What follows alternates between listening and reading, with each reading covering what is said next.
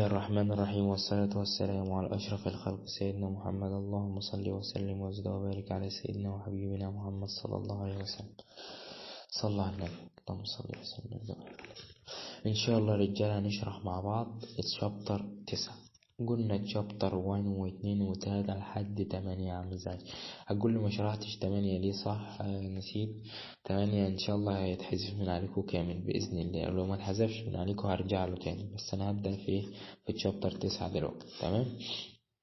هو ما يكلمك عن نوع معين من الجرام نيجاتيف بكتيريا اللي هي سيستميك بكتيريولوجي، اللي هو السالمونيلا والبروسيلا. الجرام نيجاتيف بكتيريا في منها نوعين، يا اما سالمونيلا يا اما بروسيلا، يا اما سالمونيلا يا اما بروسيلا. تمام. قال لك هكلمك في المحاضرة دي عن حاجتين، يا الجرام نيجاتيف يا اما السالمونيلا زي ما قلت لك يا اما البروسيلا. المهم بالنسبة لك اللي هي السالمونيلا، وكمان مش كلها. فانا هشرح انا وانت دلوقتي السالمونيلا بس. تمام. يبقى البروسيلا كمان ملهاش علاقة بينا او مش هتمتحن عليها، بمعنى صح مش هتجيلك في الامتحان. تمام. هنقول لك السالمونيلا وكمان مش كلها كمان. تمام. يبقى اول حاجة في السالمونيلا قالك الديسيز بتاعتها، الامراض بتاعتها، الديسيز اللي عم تسببها السالمونيلا او الديسيز اللي عم تبين ان عندك سالمونيلا موجودة في الجسم، هي الانتريك فيفر اللي هي حمى داخلية اللي هي زي التيفود، حمى التيفود او البارا تيفود فيفر، سواء حمى التيفود او البارا تيفود. ودي قالك السالمونيلا عادة ما يوجد، اكتبها جنبيها كده، عادة ما يوجد فين؟ في الليفر، محدش هيقولها لك دي. ماشي. يبقى حمى السالمونيلا قصد اللي هي موجودة فين؟ في الليفر، خليك فاكرها. تمام. يبقى الامراض بتاعه السالمونيلا، اول حاجه الانتريك فيفر اللي هي حمى داخليه زي حمى التيفود او البارا تيفود اللي هي حمى التيفوديه. تمام.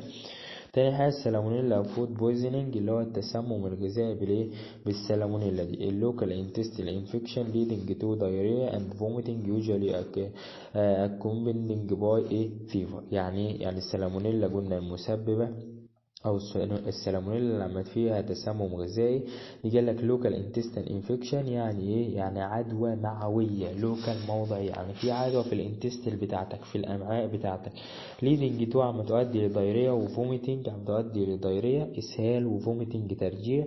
قال لك ويوجوالي اكومبيننج باي فيفر، وعاده ما يكون مصحوب بالفيفر، يعني في حمى. تمام.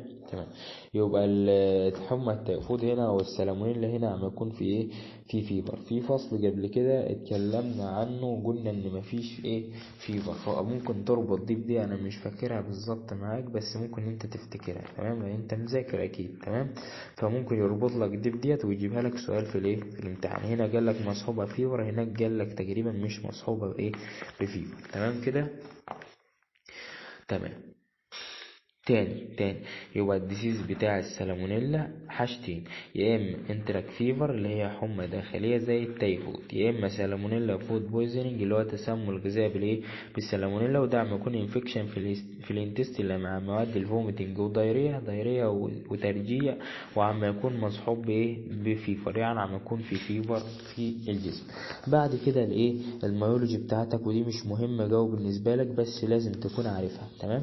يعني لازم تكون عارفها بس مش مهم، او بمعنى صح مش هتتسأل فيه. تمام. المورفولوجي اللي هو علم التشكيل بتاعها. تمام. قال لك دي جرام نيجاتيف، واتفقنا ان هي جرام نيجاتيف. نون كابسوليتد، يعني مش عبارة عن مستعمرات كبسولية، يعني مش على شكل كبسولز.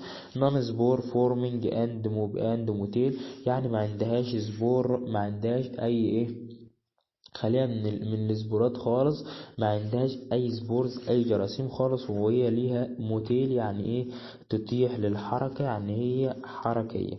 يبقى المورفولوجي او التشخيص قصدي علم الشكل بتاعها، وهندرس السالمونيلا ديت.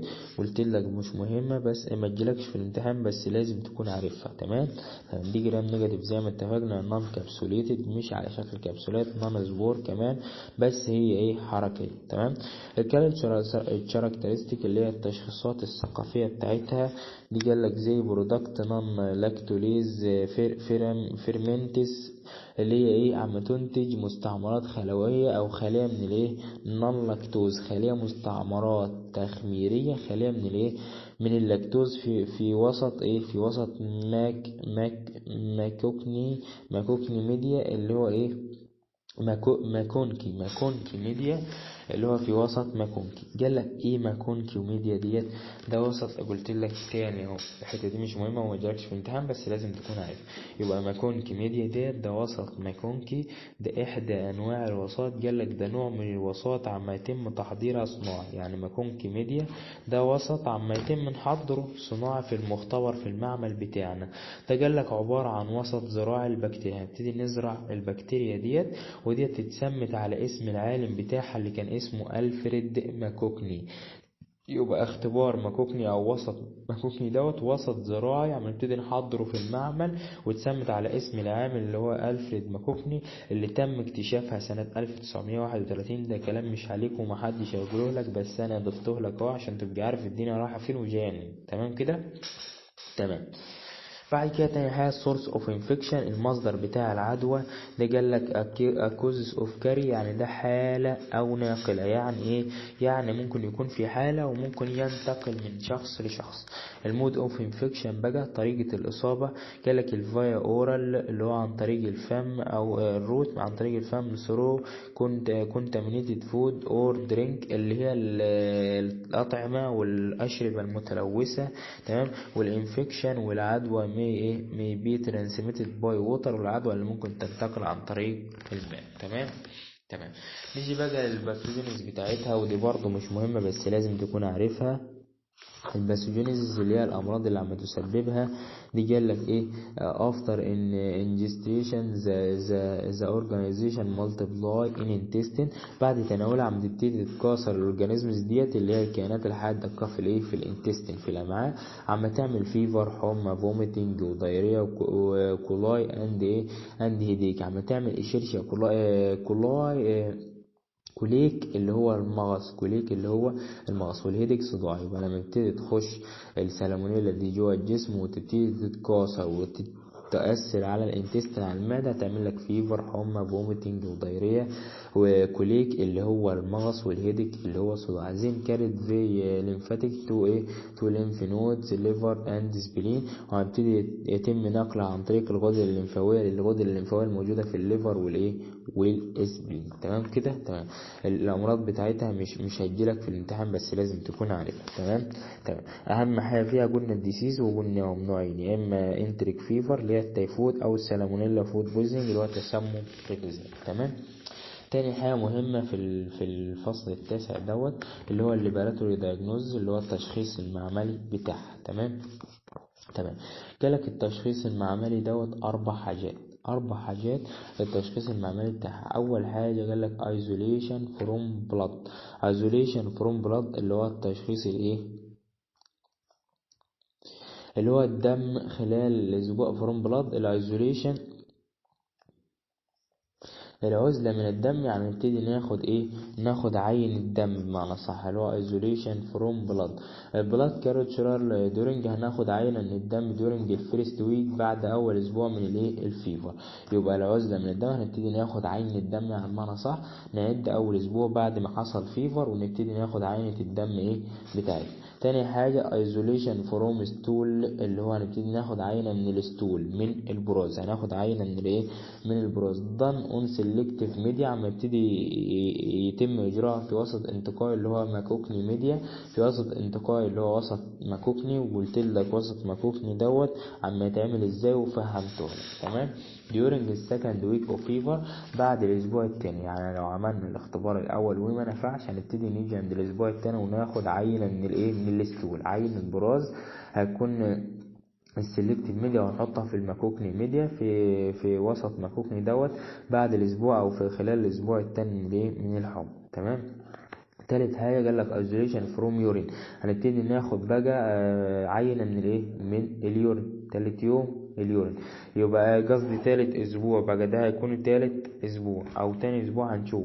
يبقى اول اسبوع قلنا هناخد عينه من البلد، ده في اول اسبوع من الفيفر. تاني اسبوع هناخد عينه من الايه، هناخد عينه استول. تالت اسبوع بقى قال لك دان اون سيلكتيف ميديا، سيلكتيف ميديا برضه يبقى هيكون في نفس الكلام تاني اسبوع، او during السكند ويك اوف فيفر يبقى هيبقى في تاني اسبوع، اللي هو الماكوكني ميديا يبقى ده في تاني اسبوع على طول. تمام.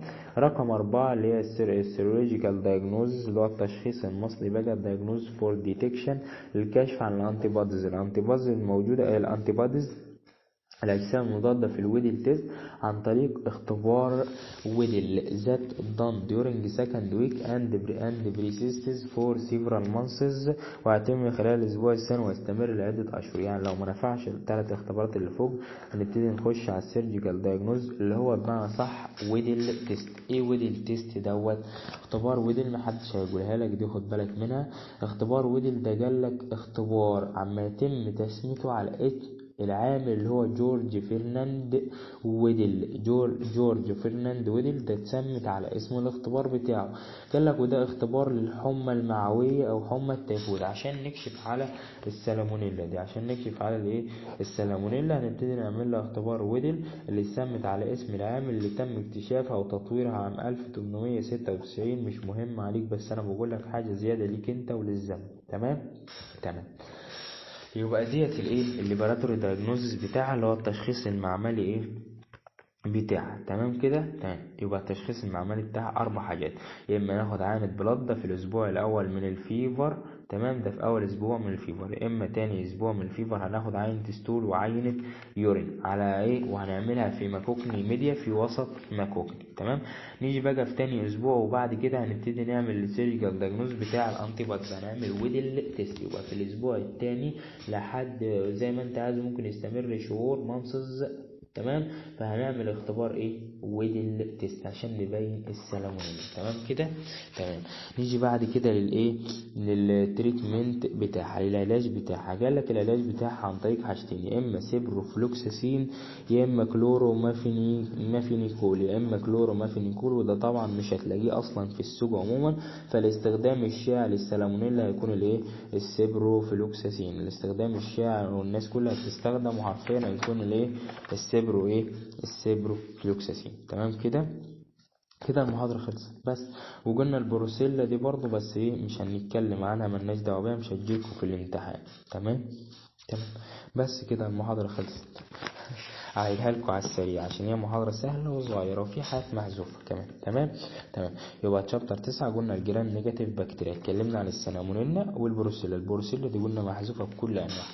السالمونيلا قلنا الاهم ما فيها الديسيزز والليبراتوري دايجنوز والتشخيص المعملي بتاعها. الديسيز قلنا حاجتين، يا اما انتريك فيفر اللي هو التيفود والباراتيفود، يا اما سالمونيلا فود بويزنينج اللي هو عدوى في الانتستين في المعده عم تسبب نوزيا وفوميتنج ودايريا. تمام. وبس عم تكون مصحوبه فيبر، يعني اما يكون في فيبر. تمام. واتكلمنا عن الميولوجي بتاعها، قلت لك ده مش موضوع امتحان، يعني مش هتيجي في الامتحان، بس لازم تكون عارفها، والمصدر بتاع الانفكشن والمود بتاع الانفكشن كمان اتكلمنا عنه. تمام. جينا للباثوجينز برضو اتكلمنا عنها، بس ده برضو مش هتجيلك في الامتحان. تمام. يبقى اهم جزئيه قلنا الديسيز بتاعتها والليبراتوري دايجنوزس تبعها. تمام. انما الليبراتوري دايجنوز قلنا 4 اختبارات. اول اختبار في عين البلاد ده في اول اسبوع، في اول اسبوع هتاخد عينة بلد. خليك فاكرها زي ما قلت لك. اول اسبوع هتاخد عينة بلد، تاني اسبوع هتاخد 3 عينات، يا اما عينة ستول اللي هو براز، او عينة يورين، او عينة ايه، او هتاخد عينة انتي بوديز اجسام مضادة اللي هو ويدل تيست. يبقى عينة انتي بوديز هتاخد تسحب عينة انتي بوديز من الجسم، اللي هو بتكون تقريبا من عينة البلد، بس بيبتدي يسحب الانتي بوديز الموجودة في البلد دي عن طريق اجهزة معينة في المعمل. تمام. تمام. يبقى في الاسبوع الثاني وبعد كده ده ايه، ده اللي هو الانتيبادز عن طريق العين، عن طريق الانتيبادز اللي هي ويدل تيست. انما في الاسبوع الثاني الستول واليورين عن طريق ميكوكني ميديا في وسط ايه، ماكوكني. تمام كده رجاله. ده الفصل التاسع، عدته لك مرتين، اتمنى تكونوا فهمتوني. تمام. واتمنى تدعمونا زي ما قلت لكم، وتدعمونا وتدعوا لنا دعوه حلوه، بس هو اللي عايزينه منكم دعوه حلوه والله.